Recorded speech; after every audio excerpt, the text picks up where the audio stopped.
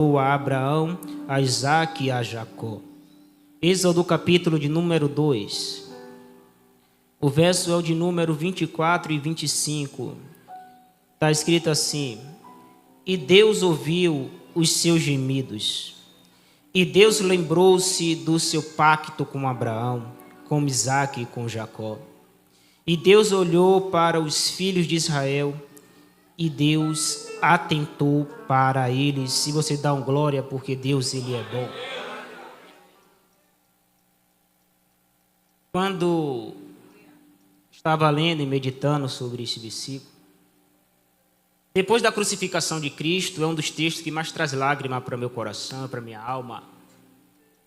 Porque é uma história que muitas vezes passa batida, mas vamos ter algumas reações aqui nessa noite. Algumas pessoas vão ter um sentimento de lágrimas, outro de revolta de si mesmo, porque Deus vai bradar na nossa alma aqui de uma forma especial. Quem conhece a história da Bíblia Sagrada e conhece a história dos patriarcas hebreus, a saber, Abraão, Isaque e Jacó, sabe que Jacó teve 12 filhos, e desses 12 filhos, 10 dele compõem as tribos. E ele tem um filho chamado de José, que José também com seus 2 filhos, formando as 12 tribos de Israel. Mas só que ele tem um desses 12 filhos, um filho dele que chama muita atenção, chamado de José. Mas por que José chama tanto a atenção? Para isso vamos entender rapidamente a história de José. Certo dia José estava na sua casa, talvez na sua refeição matinal, e de repente ele vê a família reunida. E ele diz: nada melhor do que contar algo tão maravilhoso para as pessoas que estão próximas de mim. Nada melhor do que contar um sonho para os meus familiares.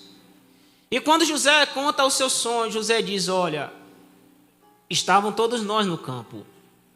Só que o meu feixe fica de pé e os seus se curvam diante de mim. José esperando uma reação positiva dos seus irmãos. Só que seus irmãos começam a criar raiva e ódio dele, dizendo: vamos nos inclinar para você, quem é você diante de nós?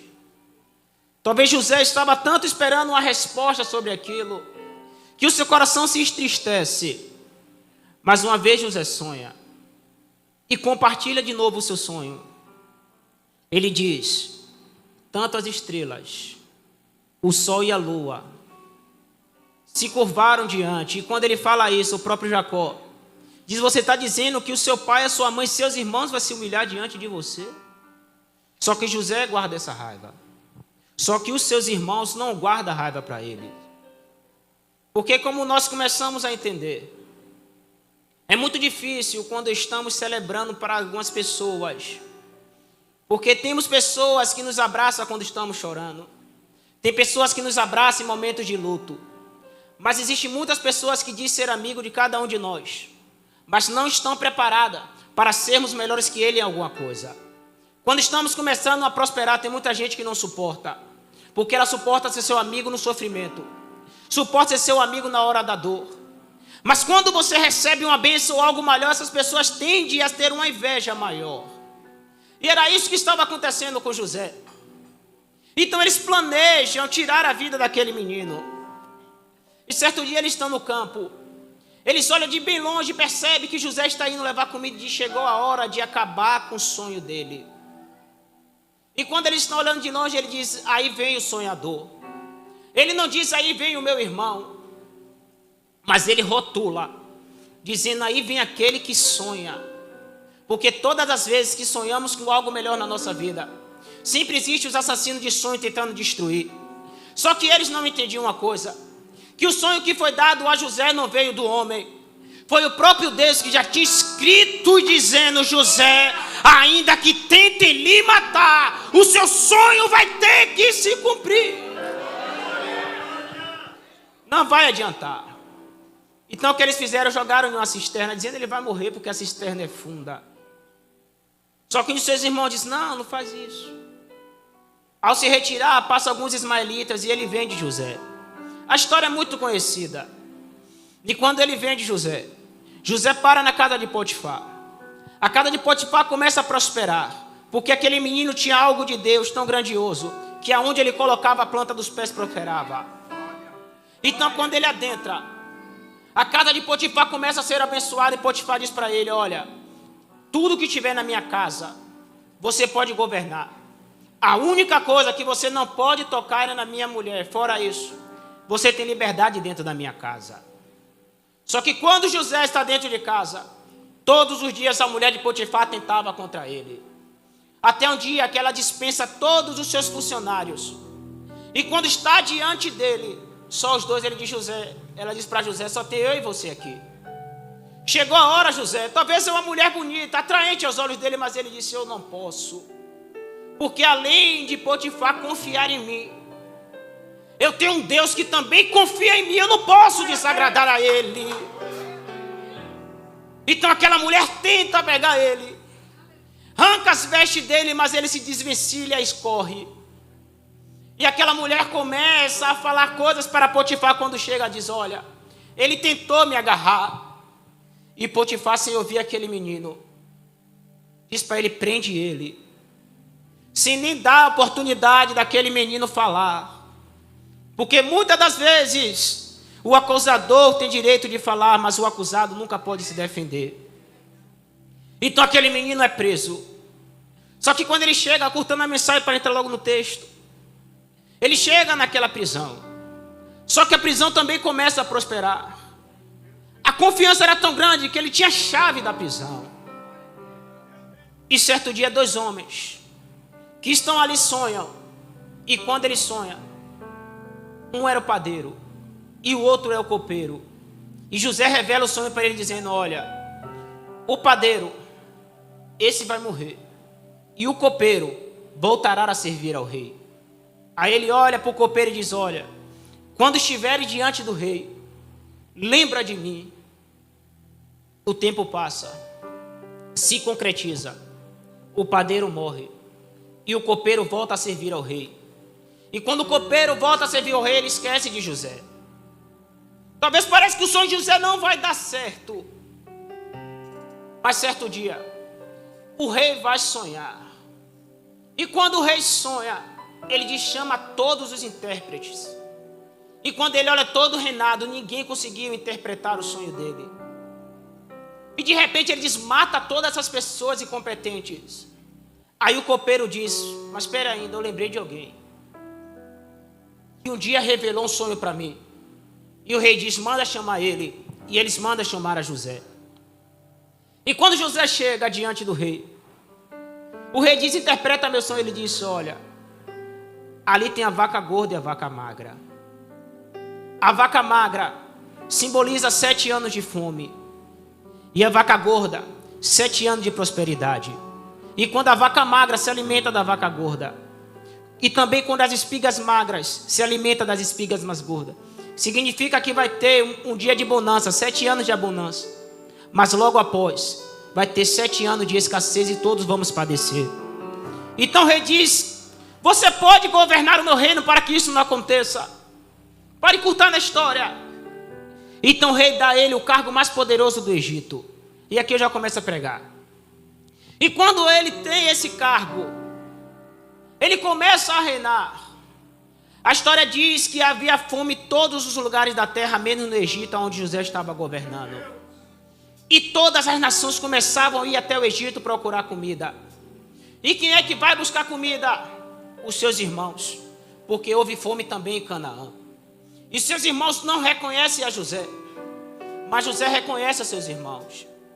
E quando eles chegam diante do Egito, para encurtar o máximo que eu puder da história, José olha para eles, perdoa eles e manda que eles viessem morar no Egito junto com ele. Ele traz o seu pai, ele traz a sua parentela. Ele olha para diante do rei e diz: eu posso trazer a minha família. E aqui começa uma nova civilização. Dentro do Egito, a nação de Israel era tão respeitada por causa de José, que eles começaram a viver e não se preocupar em retornar mais para Canaã. Porque ali no Egito, eles não pagavam impostos. Ali no Egito, eles começavam a prosperar de tal forma que os egípcios serviam a eles. Então ele tinha tudo o que ele queria. Imagine viver em um lugar onde não tem impostos, aonde não tinha carga pesada sobre eles. Então o povo começou a se acostumar. A Bíblia diz que o povo começou a crescer dentro do Egito. O povo crescia tanto ali dentro do Egito. E ninguém se preocupava porque sabia da história de José. Só que certo dia, Jacó morre. José reúne seus irmãos. E José vai olhar para eles e vai dizer, parafraseando o texto, eu espero que Deus, Ele volte para o nosso meio. Sabe o que é que José está dizendo? Nós nos acostumamos no Egito. Temos tudo que o Egito pode oferecer de bom. Mas tem uma coisa que fizemos. Abandonamos a presença de Deus. Nós deixamos de adorar a Ele. Nós esquecemos a Ele. E José, no final da sua morte, ele reúne seus irmãos e diz, Deus tem que voltar a reinar no nosso meio. Porque tem uma promessa que tem que se cumprir. Mas José se entristece a tal ponto que ele diz, por que esqueceram de Deus? Porque eles não ligam mais para Deus. Só que ao mesmo tempo José entendia, porque o povo tem tudo o que quer. Se o povo quisesse naquela época existir, se quisesse o carro do ano, ele tinha. Se ele quisesse serviçais, ele tinha. Tudo que eles precisassem, ele tinha. Para que procurar a Deus se ele tinha tudo? Até certo dia, que a Bíblia diz que morre José, morre seus irmãos, morre aquela geração, e surge uma nova geração. Surge o novo rei, que não conhecia José. E esse rei olhou e disse, eu não conheço esse povo. Esse povo está muito grande aqui no meio do Egito. Está na hora de começar a colocar carga sobre eles. Eles começaram a cobrar impostos abusivos. Eles começaram a colocar tanta carga sobre o povo de Israel, que o povo não estava suportando de tanto peso. Eles começaram a oprimir e amassar o povo. Ele começou a esmagar o povo, que o povo já não estava mais suportando. Só que a Bíblia diz que quanto mais ele oprimia, quanto mais ele pisava, mais o povo crescia e se multiplicava. Eu vou falar mais uma vez, quanto mais ele oprimia, quanto mais ele exprimia, o povo se multiplicava e crescia. Agora olha para seu irmão e diz assim, não dá mais tempo de correr. Agora sabe qual é o interessante? Que se eu repetisse a noite toda aqui que o povo crescia e se multiplicava, a igreja ia dar glória o tempo todo. Só que esse texto não está falando para a gente dar glória. Porque nem todo crescimento, nem toda multiplicação faz parte de Deus. Tem algum texto, eu vou falar só um texto para ganhar tempo. A Bíblia diz que por se multiplicar a iniquidade, o amor de muitos está se esfriando. E sabe o que é que esse texto está dizendo? Que o povo estava crescendo, o povo estava se multiplicando, mas continuava aprisionado no Egito. Eu vou trocar aqui em miúdos para ficar melhor. Tinha um povo que estava crescendo, tinha um povo que estava se multiplicando, mas ele continuava oprimido pelo mundo.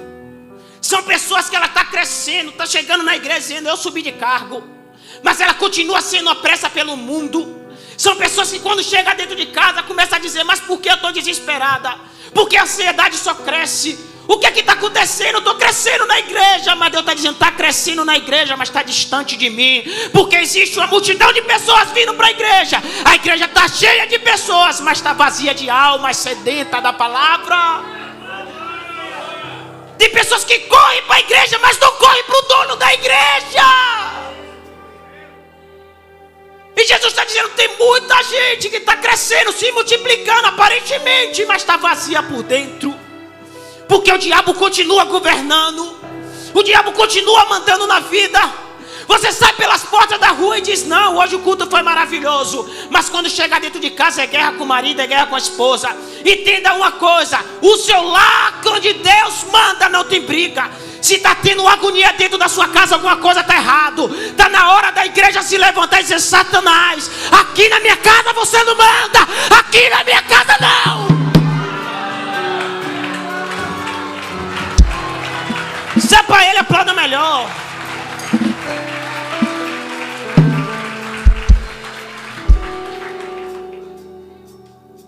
Nem todo crescimento. Aí tem pessoas dizendo, mas eu cresci na empresa, eu cresci de cargo, Mas quando você vai apresentar o seu culto a Deus, mas Deus, eu até tento, mas eu estou tão cansado. Sabe o que é isso? É porque o Egito te oferece coisas aparentes, mas rouba o seu tempo com Deus. Quanto tempo tem que não dobramos o nosso joelho porque falamos que estamos cansados? Quanto tempo não paramos para ler a Bíblia porque dizemos que não tem tempo? Sabe por quê? Porque o Egito proporcionou coisas melhores, aparentemente. Eu tenho um emprego, eu ganho bem, mas está longe de Deus. Eu tenho um carro que eu tanto queria, que eu tanto quis, mas está vazia de Deus. E Deus está dizendo: de que adianta ganhar tudo isso que o mundo oferece? A sua alma, como é que está aí agora? Como é que você está por dentro, vendo a sua família se perdendo? Como é que você está aí agora, pensando: mas eu estou aqui na igreja, mas minha família está pulando carnaval? Como que está se sentindo? E sabe o que é mais interessante? Que tiramos a responsabilidade da igreja, tiramos a responsabilidade de cada um de nós, estamos colocando no mundo lá fora. Mas 90% do nosso problema que acontece com nossa família é porque negligenciamos a nossa vida espiritual com Deus. Paramos de olhar para nossa parentela. Paramos de dobrar o nosso joelho em casa. E quando as coisas estão dando errado, corre para a igreja dizendo: é um subterfúgio. E Deus está dizendo: quantas vezes eu te acordei pela madrugada e você disse que não ia orar. Aí depois quer correr para uma lápide de caixão e está chorando, com seu remorso porque teve tempo, a pessoa viva o tempo todo para orar por ela, mas não orou. É porque o Egito está oprimindo. O Egito está dizendo: continua aqui, para que voltar para a promessa? Para que voltar para a promessa? A promessa morreu. E sabe qual é o problema? Que tem muita gente que acreditou. O tempo passou. Essa promessa já não vai servir mais para mim. Deixa para a próxima geração. Ai, Espírito Santo. Que o Deus que realiza sonhos, Ele diz: o que foi que mudou? O que foi que mudou de antigamente para agora? É porque deixamos de acreditar no Deus poderoso. Deus só operou no passado, mas meu Deus diz que Ele não sofre, Ele não muda, Ele não sofre variação, Ele é o mesmo ontem, hoje e eternamente. Nós que deixamos de confiar e acreditar nele. Se Ele falou que tem uma promessa para você, então Ele tem uma promessa. Se Ele falou, Gabriel, que vai te levantar, vai te colocar em grandes lugares, por que está temendo?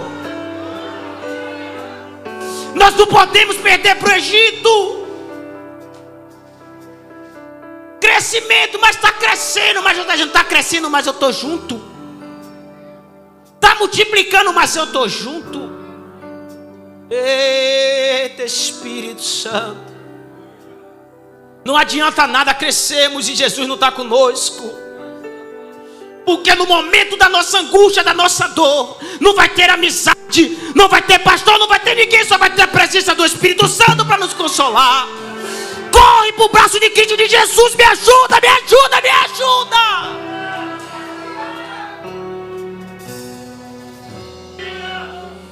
Mas o Egito fez isso com o povo. O povo era tão oprimido, o povo estava sendo tão angustiado, o povo já não estava suportando. Até um dia que eles olharam para si mesmos e disseram: está faltando algo. Aí eles lembraram: mas Deus ainda pode ouvir a nossa oração. O povo começava a gemer e chorar. O povo começava a clamar de um jeito que Deus de lá do céu inclina o ouvido e diz: eu estou ouvindo um gemido. Eu estou ouvindo o povo gritando por socorro. Porque quem sente a dor é quem geme, quem sente a dor é quem grita. Não espera ninguém gritar por você. Se você precisa, grita: Deus, me ajuda, me socorre, Senhor, me socorre. E Deus está de mão estendida, só esperando você dizer: me ajuda. Me ajuda, Deus, que eu preciso.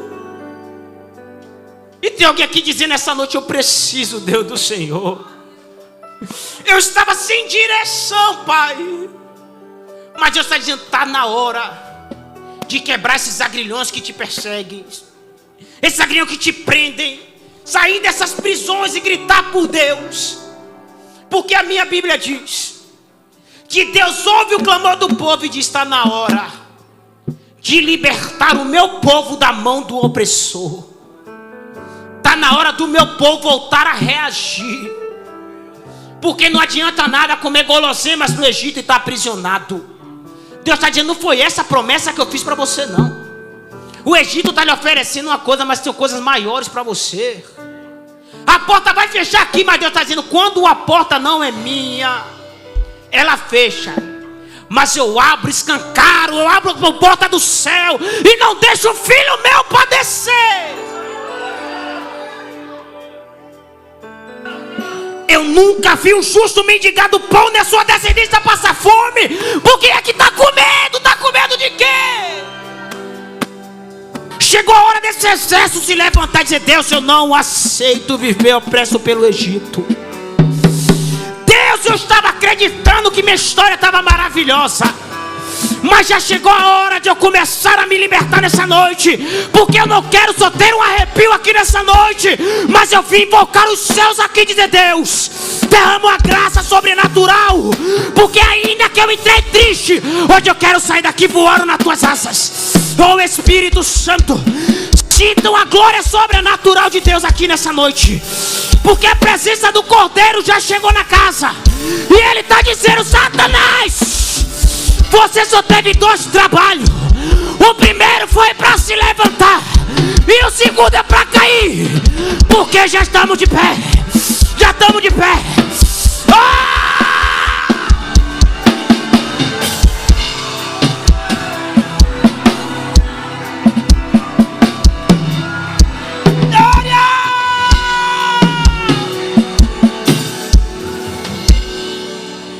Santo Espírito, meu horário já foi, se coloque de pé, por favor. Oh, Espírito Santo,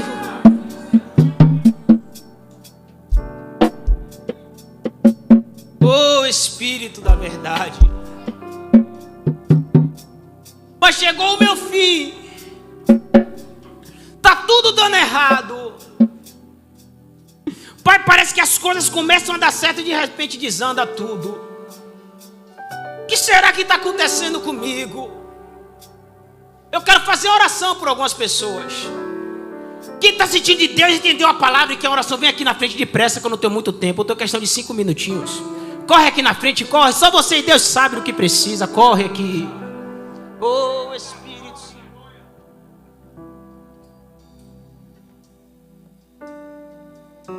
Oh Espírito, corre aqui na frente. Oh Espírito de Deus, glórias, Santo, Santo. Oh Ellen, Deus Todo-Poderoso. Oh aleluia. Coloca a mão no seu coração. Tem pessoas que estão aí que precisam, que o diabo está dizendo, eu vou tirar a sua vida. Você ouviu a mensagem e percebeu que já está tentando oprimir a sua alma. Ele está te sacudindo por dentro. Só que Deus está dizendo, eu cheguei primeiro. Eu orarei. Ele te viu. Santo, coloca a mão no teu coração. A igreja, levante a mão para eles. Santo Espírito de Deus, eu vou orar. Deus da minha alma, deixa essa lágrima rolar no teu rosto. Deixa. Deus maravilhoso, Deus poderoso, Deus de infinita graça e misericórdia. Oh Santo Deus de Israel, só o Senhor, meu Pai, que faz maravilha no nosso meio. Começa a derramar a teu poder aqui nesta noite, Espírito Santo. E aonde, meu Pai, tiver um coração contrito e quebrantado aqui nesta noite, começa a manifestar o teu poder aí agora. Começa a quebrar, meu Pai, tudo que tenta atrapalhar o teu filho de prosperar aí agora. Deus começa a tocar na parentela dele, na parentela dela aí, Espírito Santo. Vai tocando aí no profundo desta alma aí, meu Pai. Vai, meu Pai, colocando, meu Pai, força, meu Pai, nesses pés que já estão fracos. Nesse joelho, meu Pai, que já não aguenta orar, que o Senhor começa a dar força. Fortalece, meu Pai, o teu povo. Restaura com o teu poder, Espírito Santo de Deus. Restaura, Espírito Santo, a cada um deles que aqui se encontra. Deus vai colhendo, meu Pai, a lágrima do teu povo, Espírito Santo. Vai colhendo e vai levando, meu Pai. Deus, muitas vezes as vozes estão engasgadas na sua garganta. Deus, libera a garganta dele aí agora para ele poder te adorar. Destrava, meu Pai, as armadilhas do mal aí agora, Espírito de Deus. Entre no quarto. Ouça Jesus falando com você agora, vai. Chegou a hora de falar com Deus. Vai sentindo os céus ali tocando aí agora. E sinta a presença. Vai sentindo ele falando suave no seu ouvido. Toma vai. todo esse lugar. Pode chorar, chora mesmo. Sinta a glória. Deixa a lágrima rolar, deixa.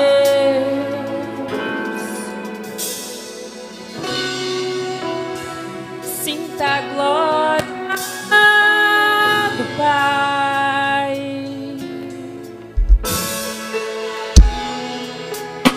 Não se detenha, se as lágrimas rolarem, se as batidas do teu coração acelerarem. É Ele mexendo no secreto da gente, no lugar que ninguém conhece, mas Ele viu.